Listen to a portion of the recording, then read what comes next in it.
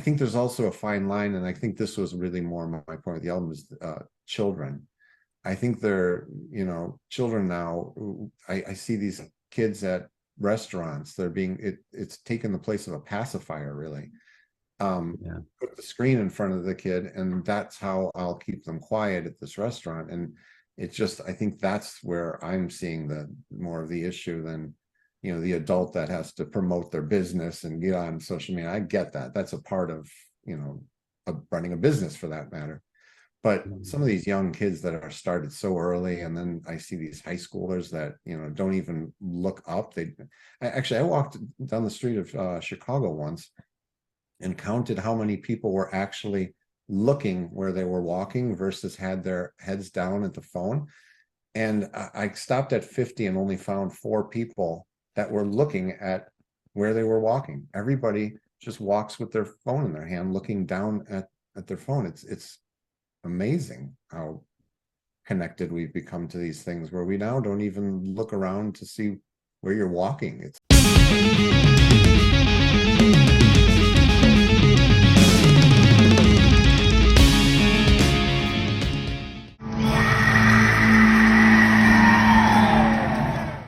Listen to the Vibes. Welcome, everyone, to another episode of Listen to the Vibes. And I'm very happy to welcome Mr. Jason Blake here, who plays a guitar called a Warr guitar, correct? That is correct. All right. I have to ask you, is that a phalanx? Actually, no, I play the 12-string version. So the phalanx is a 14-string. Oh, okay. And typically those are tuned all the same. So both sides are tuned the same. So I play where the guitar side, the melody side, is in fourths, and the bass side is tuned backwards in fifths, so it's going out. So this is one of those ones where you see the thickest strings in the middle of the instrument, and then it fans out. That's what I'm playing, is the 12-string version. So I have an artisan, an artist. Those are the electric and the acoustic versions of that same instrument. All right. If anybody out there is not familiar, that guitar gives you the sound of a guitar and a bass. So it's a very unusual instrument for, one guy to be playing and sounding like 2 instruments at one time is pretty incredible. But that's what I love about it. Before we get into all that, tell us a little bit about yourself. Well, from a musical standpoint, I've been playing music my whole life, but I started on piano. My parents got me into music at an early age. I moved to bass pretty early on. In fact, I played upright bass and electric bass, and started doing the tapping thing on bass. So looking at guys like Stu Hamm and Billy Sheehan, I was really loving what they were doing. And one day I was playing and somebody said, there's an instrument completely designed for what it is you're doing there. It's called a Chapman stick. So I got turned on to the Chapman stick, bought one. Actually, I started with the 8-string version, thinking I was just going to inch my way into it. And started with the 8-string. It was called a stick bass, and then fell in love with it. Got the grand stick, which I still own that one. And then from there moved into Warr guitar, which is very similar to a Chapman stick in the sense that it's got the 12 strings and it's tuned the same way. But there was something about the Warr guitar that just appealed to me more, the sound, the tonality of it. Mm-hmm. But that's where I came into it. So the piano ended up serving well, because the piano, it's essentially almost like a piano on a guitar neck, because you're tapping everything like you would play a piano. And I came at it from the bass angle because I was doing the tapping like that. So it just seemed to be the instrument that I was meant to play. Just didn't find it until a little later on. So, are you playing keyboards on the album? No. In fact, I get asked that a lot. That is always, it's everything I do is entirely on the Warr guitar. So that's effects. I'm a big fan of. In fact, I got some of them here. If I look down, it's because I'm looking at some of my gear sitting here. I've got a bunch of pedals. I collect a lot of gear like that. So some of those sounds that I get, and admittedly, they sound like keyboards. They sound like different instruments other than a guitar or a bass. It's because I'm using different effects, and a lot of them, I'm a big fan of a company named Chase Bliss, and Chase Bliss pedals are outstanding for just creating unique sounds, different sounds. And so I'm often playing with them and finding those sounds that you're hearing, thinking that they're sounding like something else. It's still Yeah, coming from the guitar though. that's pretty incredible. I have to say, you know, for an album that's all instrumental, you do something that a lot of people probably find hard to do, which is to tell a story without singing. Yeah. And you kind of have a story behind the album. And I guess if you could explain it to everyone. Yeah. So one of the things that when I'm writing this material, I find it easier to establish a storyline or come up with something at least to guide where I want the music to go. Because otherwise, I mean, you could just write arbitrary music, but I like to have a flow and a sense of purpose for everything. So one of the things I do is I like to create a storyline first, which gives me that sort of roadmap to figure out where it is I want to take the music. Mhm. Um, for this one in particular, I just keep seeing more and more of this idea of uh, screens being the all-encompassing thing in children's lives. And it started this idea I had. And then I don't know where the idea of the Pied Piper came along, but I was reading the actual story at some point, and everybody's kind of heard of it, but when I actually read the story, I started making all sorts of modern connotations to the idea of this guy coming in and leading the rats out of the city, and then eventually leading the children out. And it just made me think, like, there's a lot of correlations between what the Pied Piper was doing and what technology is doing in a different sense, but just like leading children blindly away from family, away from, comfort, and taking them elsewhere. And I got going with that idea, and then it just kept building and building. And then I came up with the idea to, like, oh, what if I put this to that's the storyline. And so then the music became kind of my soundtrack to this idea of a modern retelling of the Pied Piper. I have a 3-year-old grandson that lives here with us, and he is obsessed with monster trucks. Um, you should see his room; it's all monster trucks. And one thing he likes to do is he loves watching these videos that are about monster trucks. And so YouTube has uh, just an incredible amount of those kind of videos, plus kids that are playing with the monster trucks and doing their little adventures and everything. So he's glued to YouTube every day. Well, But and that's what it seems to do, though. Like, uh, if you get caught in that trap of watching one video and then something else comes up, I mean, it's happened to us all. You Hours later, you realize, what in the world have I done other than spend hours doing this, just watching videos. So I mean, it's all just so addictive and so time consuming. And I mean, as a result of it, I mean, I've kind of gone the opposite direction. I feel as though, because I see so many people around me being addicted to their phones, addicted to watching television.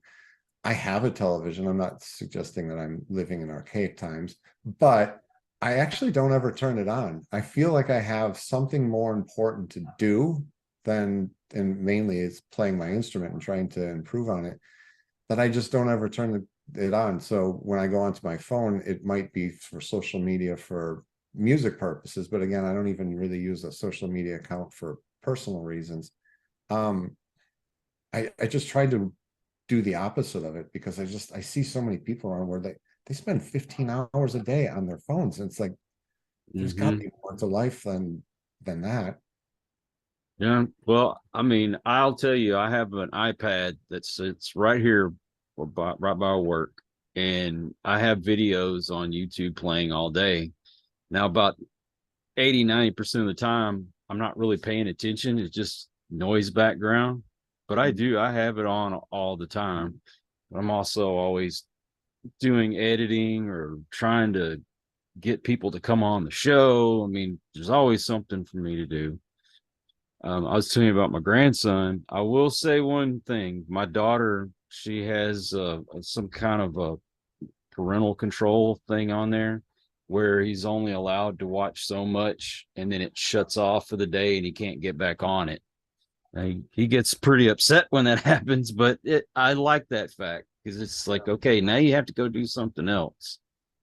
I think, yeah, I think you have to now because if Mm-hmm. you, yeah, and I use that same tool at one point too. Is I just think that you have to start limiting stuff because I feel as though, like I said, I see some of these kids that are just out of control with the amount of screen time that they it devours their day. Yeah. Well, and embarrassingly enough, man, I'll have either the TV on or the videos playing while I might be doing housework or I'm out in the garden working, but it's like I always have to have background noise. So that's my addiction. Yeah, I, oh, go ahead. I'm sorry. I was just gonna say I do the same, but I like to have music playing. So it's for me like because I used to have television on more often than like now. I haven't watched television honestly, and I'm not even joking. In a couple of years now, I've literally just turned the thing off. I don't have cable. I don't have anything, but music has replaced that. I make a point of just putting music on in the background because I do still like that noise, like you're saying. You do need something. Silence is deafening sometimes. So No uh lie. but music, I don't know, it just seems to inspire me more too with what I'm trying to do anyway. And with the social media, I mean, for what I do, it's almost like you have to be on it to promote Yeah, what you're doing. right. But I'll be honest, man. I got so sick of it. I stepped away from it for like a month and a half, and I just posted a video the 2 days ago, and I said I was gonna keep putting up my content, but I don't know, man. I'm having a hard time with the whole social media thing. Yeah, unfortunately, when you're trying to do something in the public eye, it becomes this necessary evil. It's I can't figure out how to avoid it. There's a Mm-hmm. part of me that wishes I could because again, yeah, I don't enjoy that aspect of things. And it kind of goes against what I'm trying to say with this album even. Mm-hmm. Um, but that's about the extent of what I do use it for. It's just it is a useful tool. It's hard for me to completely condemn all these things because at the end of the day, I do use them to a certain extent. Mm-hmm. Um, but I think there's also a fine line, and I think this was really more my point of the album is children. I think they're, children now. I see these kids at restaurants. They're being it's taken the place of a pacifier, really. Yeah. Put the screen in front of the kid, and that's how I'll keep them quiet at this restaurant. And it's just, I think that's where I'm seeing the more of the issue than, the adult that has to promote their business and get on social media. I get that. That's a part of running a business for that matter. But some of these young kids that are started so early, and then I see these high schoolers that don't even look up. I walked down the street of Chicago once and counted how many people were actually looking where they were walking versus had their heads down at the phone. And I stopped at 50 and only found 4 people that were looking at where they were walking. Everybody just walks with their phone in their hand, looking down at their phone. It's amazing how connected we've become to these things where we now don't even look around to see where you're walking. It's a little Well, sad. that whole algorithm thing, I still don't understand it, but I was told you have to post about the same time every day and you do this, that, and the other. And I'm sorry, it's almost enslaving. Yeah.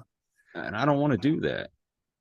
Yeah, I don't understand that either. And to me, it just there's a little part of it that just doesn't, there's no rhyme or reason to it either. So I never even heard that same time, same day. Maybe I'll start doing that. It just seems like it, you just never know. One day it's this, one day it's that. I don't get it. I don't get the rules on it, but you know, And another thing is that it's like we're bringing up a generation that doesn't know how to communicate and have real human interaction. Everything is on a screen. I know people that they'll be in the same room, but they'll still text each other. Yeah. I was like, you're sitting right there. Right. Come on. Yeah.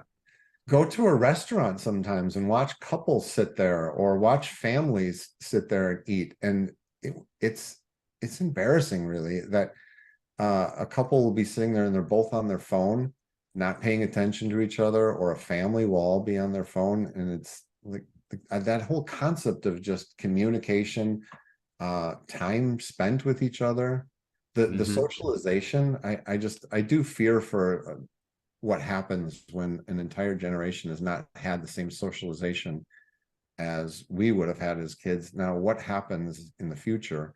And again, that kind of comes back to what this idea of this album is like, uh, if you've never had a purpose to go and speak in person and communicate with people, and all your communication has been via texting or Snapchatting or whatever it is, I just don't know how that serves you well in the future. I don't know, but one thing I can say, my wife, she has a strict rule when we have our meals together, the Mm, phones get turned off and you pay attention to each other. yeah, it's That's important. You, yeah. we have to, and we have to go back. And I do hope that there's some form of kind of reversal back to that. Things. I've noticed so many things that they always refer to the pendulum and how it swings back. I do hope that stuff like this does kind of swing back to a little bit more of a form of normalcy where the the family dinner becomes a thing again. And Mhm. it seems like everybody's so busy that one kid's at this sport, one kid's at that sport. Nobody's sitting down at the table at the same time, and when they do, they've got a million things going on. This is a hypothetical family I'm going to talk about, but dad's on the phone because he's got business still going on. Kids have friends texting them. It just seems like that's what's becoming more and more what's happening. So Well, there's a few songs that I'll listen to that will actually bring a tear to my eye.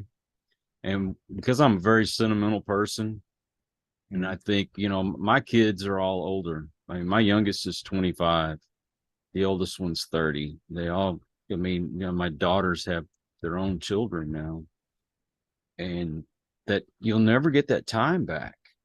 And yeah, I'll hear a song like Cats in the Cradle. I was just going to say, I knew what you were going to say because it does the same thing for me. I Boy, when you follow the lyrics of that song, that's a hard one to listen to when you get a little older and you start to read and it starts to make sense to you. Mhm. Yeah, I knew you were going to say that one because I feel the exact same way about that song. It chokes me up every time. I mean, I didn't spend any time with my dad except for when I worked for him during the summers.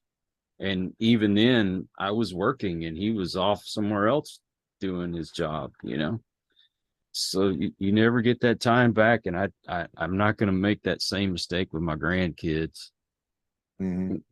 But you played for a heavy metal band, didn't you? I still do. Yeah. In fact, we're recording a new album. So it's instrumental. It's so here's why did I do an instrumental album when I'm in an instrumental band? Well, Mhm. here's what happened. The name of the band is Aziola Cry. It's a trio, guitar, myself, and drums. Um, we released an album, was it now 2022? No, was it last year? No, 2021. Um, and it did really well for us. In fact, it was nominated instrumental progressive metal album of the year by Sonic Perspectives, and um, did some pretty high profile shows with the band and stuff. And then I went in to start writing what would be the next album for that band and came up with this material, and it just sounded different than the band. So I thought, what do I do with this? And this is what kind of created this idea of just doing it myself. Since then, I found my headspace for the band and wrote all the music for the next album, and we're in the studio right now. In fact, the drums are getting recorded in a couple of weeks. So that band still exists. That's still, kind of my baby little project. But this just became something different. It was just a different beast for me, and I wanted to not let it go nowhere. So I decided, well, why don't I record it myself? But distance it from the band in the sense that I didn't want the same guys on it, because then there would be just too much of a connection. So that's when I reached out to Marco Minimum and had him play the drums on the album, and couldn't be happier with what he did. I'm so impressed with his drumming, always have been. But it just kind of made it a different sound because it wasn't the same guys, and the writing was very different from what I do for Aziola Cry. So it just it felt like it should be its own thing, and that's what I decided to do with it essentially.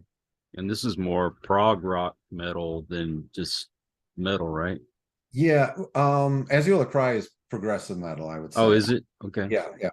Um, I I don't know what this new album would be classified.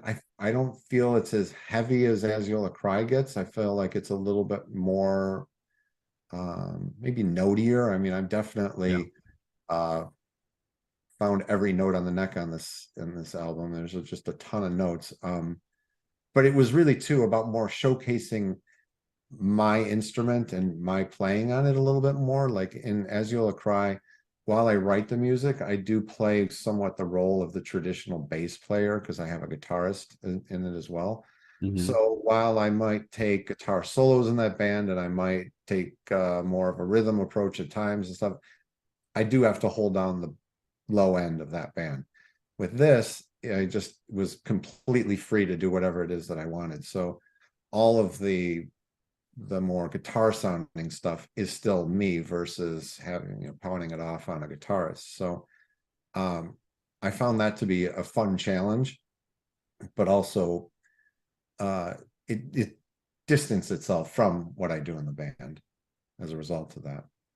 Some of it is, if I could say, kind of haunting when you listen to it.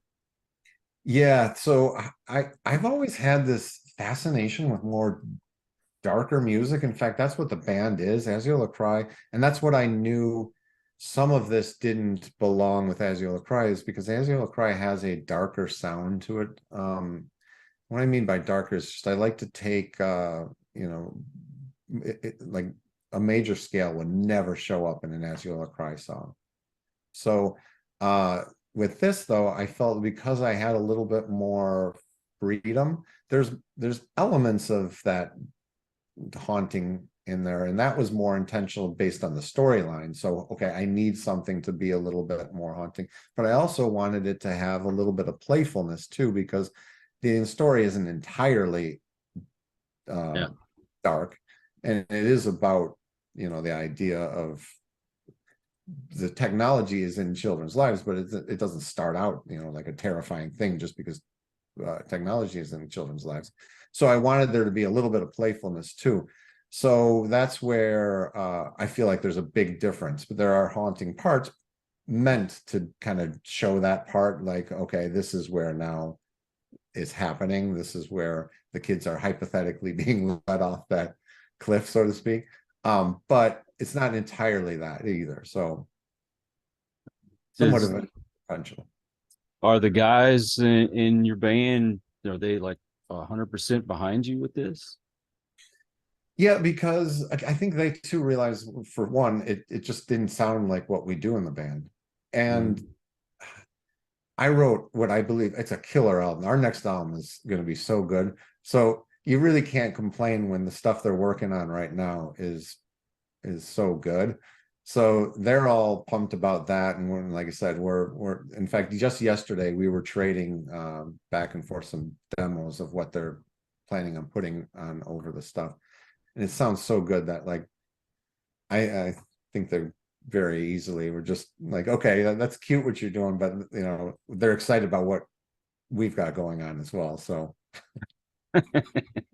Oh, I can imagine. You know, sometimes you need to let the guys get out and do their own thing, and you know, it yeah, actually opens up for you and makes you more creative. So, I might come up with something new for the band. absolutely. That I felt like that doing this album actually, because I don't want to say I was in a rut. That's not the right word, but like I I didn't know what to do for the next Aziola Cry record.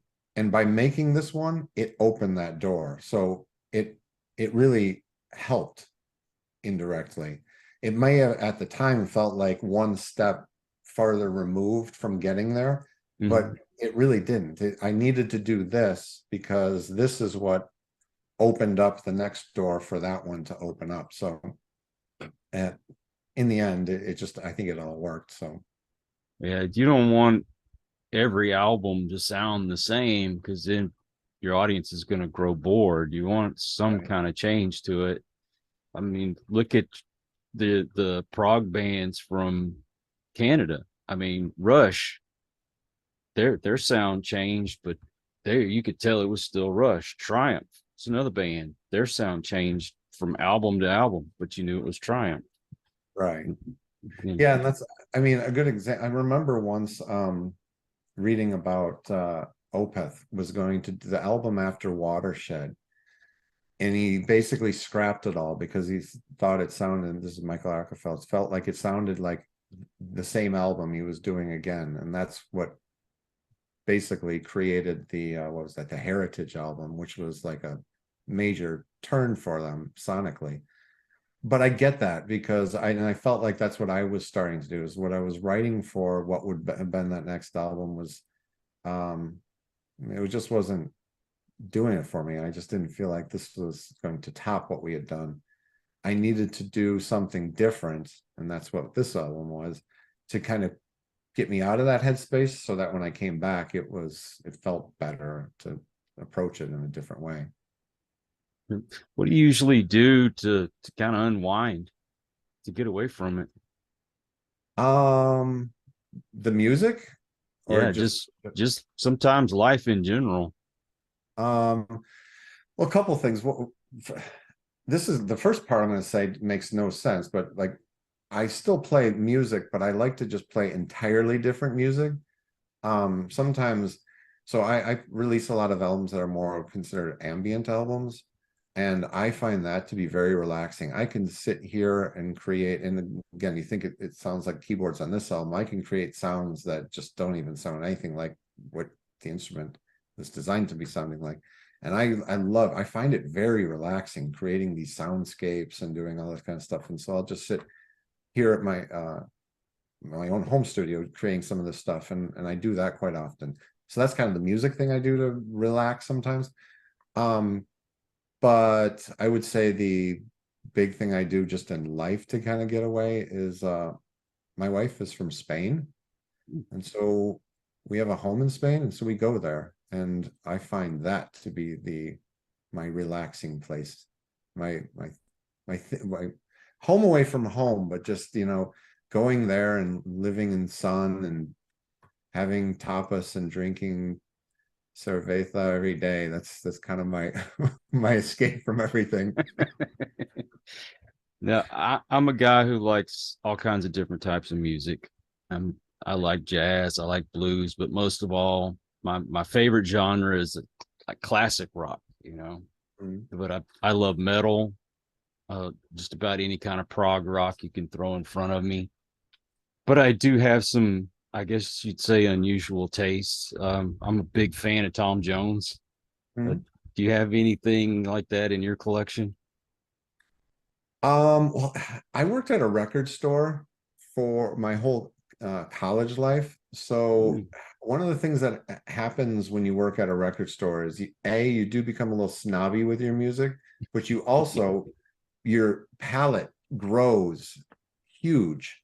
Hmm. So I got into world music, I got into classical music, jazz music. I was playing up in college, I was playing upright bass, so I was big into classical and jazz at the time as I was studying for that. So that was a part of it. But then, I mean, a pop song is a pop song. I don't know if I've ever actually admitted this in an interview, but my favorite song, I think the best song ever written, is Chris Isaak's Wicked Game. Oh, I love I that can song. listen, I can listen to that song on repeat all day long and never get bored of it. I just think it's the best song that's ever been written. And so, and yet it's a million miles away from what I do. Hmm. So it's just, yeah, I find that uh it's, good music is good music, no matter what it is. And so, like I said, working at the record store, though, just opened my eyes up to so many different styles and different things like that. So, Yeah, I know growing up, the group that I hung out with was mostly headbangers, and any kind of music outside of that, they just thought, oh, that's nerd music. Why are you listening to that? But secretly I was listening to stuff like Cutting Crew and like that kind of cool, Duran Duran. I thought they were a good band. yeah, yeah, especially like the 80s. You get a little older, you become very nostalgic for Mhm. your youth, I guess, and just things of the past. And I've been revisiting a lot of 80s music lately because Mhm. I just think that, you know, for as much as maybe the look of things was a little, it can be outdated now. The music itself was so good, and so much of the stuff being produced today, kids don't even realize they're completely ripping off things that were done before. I mean, I Yeah. hear straight up riffs that are being taken straight from old songs and trying to be pawned off as they're brand new, and it's like, no, I remember that came out, and here it is, 1980 whatever. So, and I mean, it goes back 70, 60s too, but point is like, yeah, I think that's some great music back. Yeah, I was in high school in the 80s, so yeah, I know what you mean. Yeah. Uh, Now, a lot of us go through things in our lives, um, and we've overcome quite a bit. Has there been anything in particular in your life that you've had to deal with? Um, I've led a pretty blessed life, I would say. Um, there was a time, so one of the things in everything, my mother taught me at an early age, everything happens for a reason. And I've Mhm. always believed that. But the band, in fact, this is somewhat bizarre, but there's a 14-year gap between Aziola Cry's last album and the one we just put out in 21. And the reason for that is that I went through a divorce that lasted 4 years and was a custody battle from hell. Uh, and the things that I kind of took from it is, one, it's amazing what you will do for your child. And two, uh, I guess what, the old saying, what doesn't kill you makes you stronger. Um, it it was it was pure hell for 4 years, Mhm. uh, without going into details of just how ugly it got. But that was definitely, like, I would say, the roughest time I experienced, because you're doing what is right, but there's there's so many components. I mean, the legal system, all that kind of stuff that just uh is is terrible, and is not designed with perfection in mind. I guess that's just what I'm gonna say. Um, so in the end, I would say that everything panned out as it should be, and everything was great. Um, but those 4 years, I mean, that was it took me away. It took me so far out of the music that, like, the 14-year gap is because of that. I literally had to put the instrument down because I was spending so many days in court and so much of my time doing so many different things, like going back to school to try to reestablish myself, and so it was a rough time, let's put it that way. And so basically music had to take the back seat because there just wasn't time for it. And so it was kind of nice to get back to it because it finally put everything in the rear view mirror. So but yeah, I would say that was the most difficult thing that I have had to overcome. And it's hard. And I mean, in the end, without talking specifics of custody and all that kind of stuff, it's a lot more difficult for males in cases Yes. of custody battles. And when I tell people how things went, sometimes they're a little surprised because it's like I like I said, things went well for me in the end, but it was definitely like a rough road to get there. So, and when you're doing this all, like I said, on behalf of your child and what you know is right, and you're doing good by her, it's worth it, Hmm. but doesn't make it any easier going through the process. And especially like how long this thing went on for, it is what was pretty much insane. The amount of money and time, it just was unbelievable. Yeah, I know exactly what you mean because I went through that with my first wife. And like you, I don't want to get in specifics. I don't want to embarrass her, but I mean, there were some circumstances behind why I felt I needed custody, and the mediation. It's almost as if my lawyer turned on me while we were in mediation, and they're saying, "Well, you know that the woman is just about always gets custody of the child," and I'm like, "I'll take my chances in court, but we can end this right now." And I said, "I'll take my chances in court," and they did everything they could to try to talk me into just signing over custody, and I just wouldn't do it. Mhm. And don't get me wrong, there's good moms out there that definitely Of take course. good care of their children, but dads out there, it's worth fighting for, and don't let them talk you into anything that you don't want. Right. It's Yeah. So that's kind of a similar story. What you're saying is just that, you have to end up doing what it is that you believe is right and not necessarily listen, or you can't go on the internet and look at the stats or anything like that because it's just yeah. so in doing what you believe is right and fighting, and that's kind of like what I meant by everything happens for a reason, because I do believe I've become a much stronger person, a much more driven person. uh in fact, some people who would look at me today versus me 10 years ago wouldn't recognize the same person. And I think a lot of it is because of what I went through. Hmm. So it changes you as a person. But I would say that I would never want to do this again. Don't get me wrong. I But hear you. but I came out a stronger person. I came out a better person. And I think as a result of that, I can look back and say that it happened for a reason, and I'm thankful for where I am right now. So I had to do a lot of soul searching. I had to change my life up. I was a drunk and a drug addict, and I sobered up when it came to my kids. I needed to be a dad for them, and I, not gonna lie, I made bad choices when it came to relationships. But once it was affecting my kids, I was out of there. Like, I'm sorry, I'm not gonna be with somebody that's not gonna be supportive of my children. It took me 10 years before I found the right woman, but and of course my kids are already grown by then, but still, I wasn't going to let that ruin my kids' lives. Being single and being a dad, how was it for you?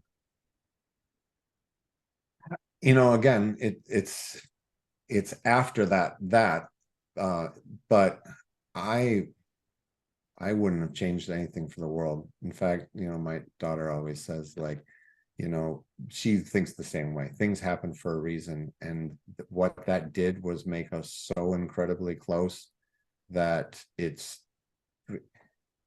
was meant to be this way, and ultimately. So, you know, I wouldn't wish that on any child or anybody for that matter. But I think that it worked somehow in this situation in the end. Um, my daughter and I are just so incredibly close, and uh, I think a lot of it was that us, it being us too, and feeling a little bit of a sense of like we can do it, and we're going to do it together, kind of a thing, and that just built a little bit more of this togetherness. And I don't know, it really, it's like I said, in hindsight, all of this stuff happened for a reason, and so now it's like I can't look back at it with the same negativity as when I was experiencing it, which was hell. So Yeah, I totally understand. How many boys did you have to threaten to beat up? yeah. It's not Well, easy having a daughter and letting them go date, that's for sure. no, well, yeah, well, it's, for me, we've spent so much time together, and she went off to college, and that was it. That was the rough time for me. Like, oh my goodness, what do I do now? And she's always been around, and we've, like I said, we were been two peas in a pod for so long. So now it's like figuring out, I guess, play more music, right? Yeah, no kidding. Not, I'm pretty sure it's hard to pick one specific, but what's been the most proudest moment you've had with your daughter? Um, you know, I don't know about it. It's what's why it's going to be hard to pick one is my daughter makes me proud every single day.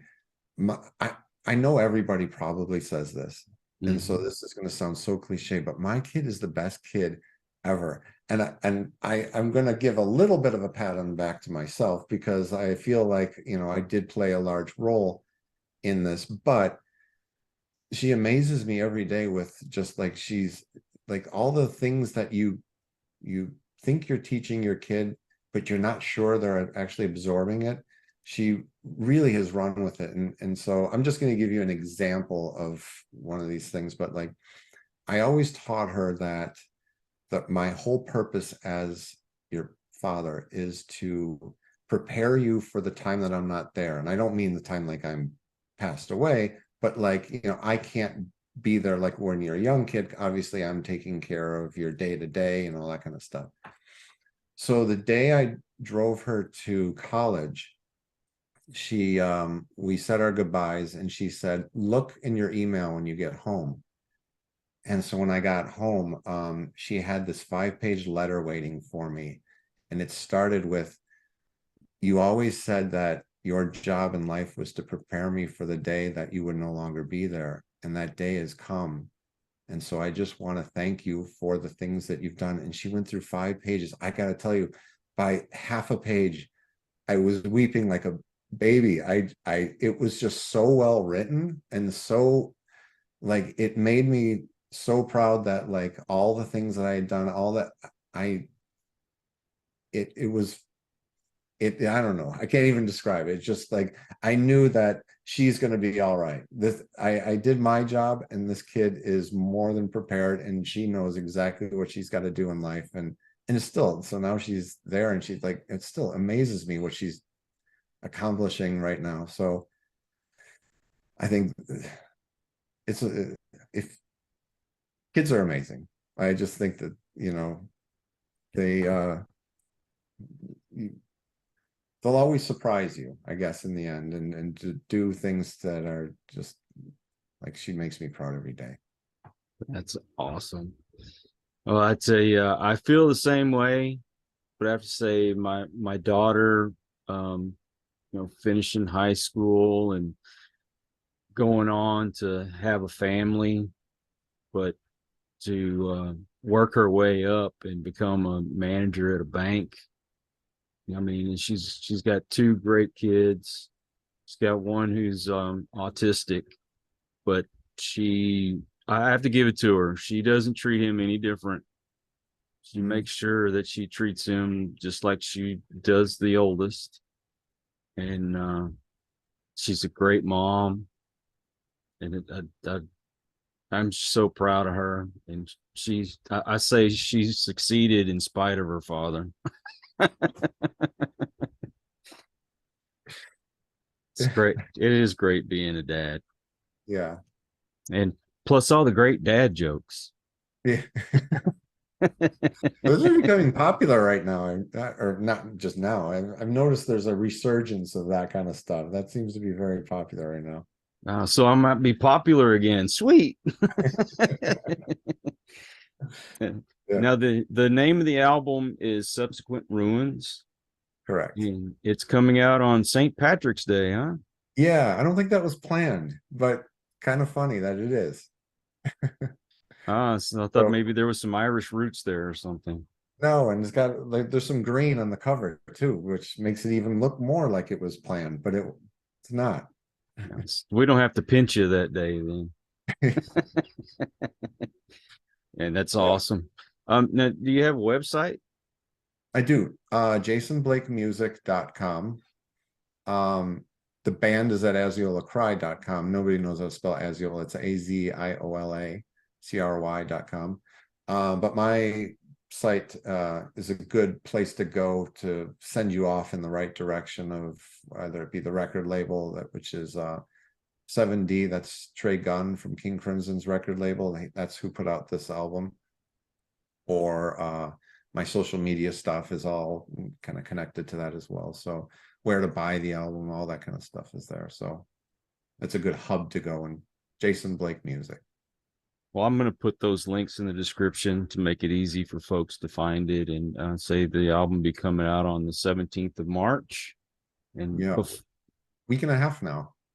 yeah, it's getting pretty close.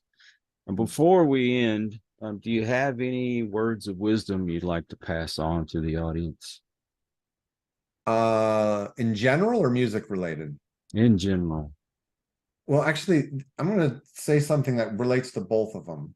Okay. Uh, because I do believe it's just a general sense of what I've come to find out in life, and it really pertains to the music thing, is that I think persistence is the key.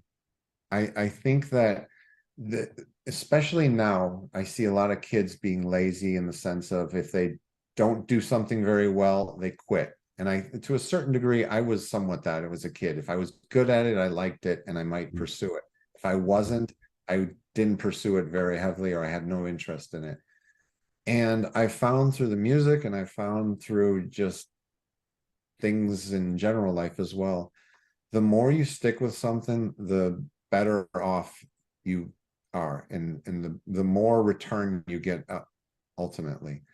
So I think when it comes to like the music thing, I think a lot of people are real quick to give up easily, because it's a very difficult business to get into, from the sense of like you're going to get knocked down more than you're going to be praised for anything. And so but sticking with it, you get that little foot in the door that turns to this, that turns to that, and it's amazing what kind of happens as a result of that.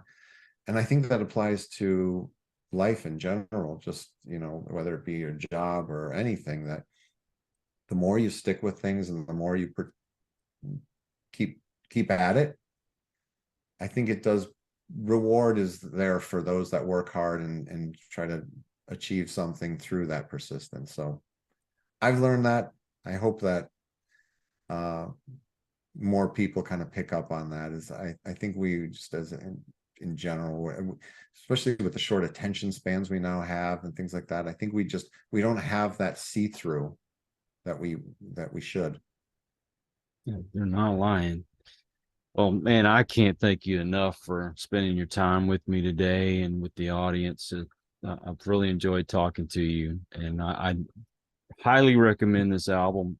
I enjoyed every moment of it, and I will be jamming to it this weekend when I'm barbecuing. So Nice. I and appreciate that. oh man, my pleasure. And I also want to thank all you folks out there. If you are new to the channel, please come back, hit that subscribe button for my usuals. And you guys are awesome because you make it possible for me to do this. So until the next one, everyone, please take care. Be kind to one another. God bless and peace.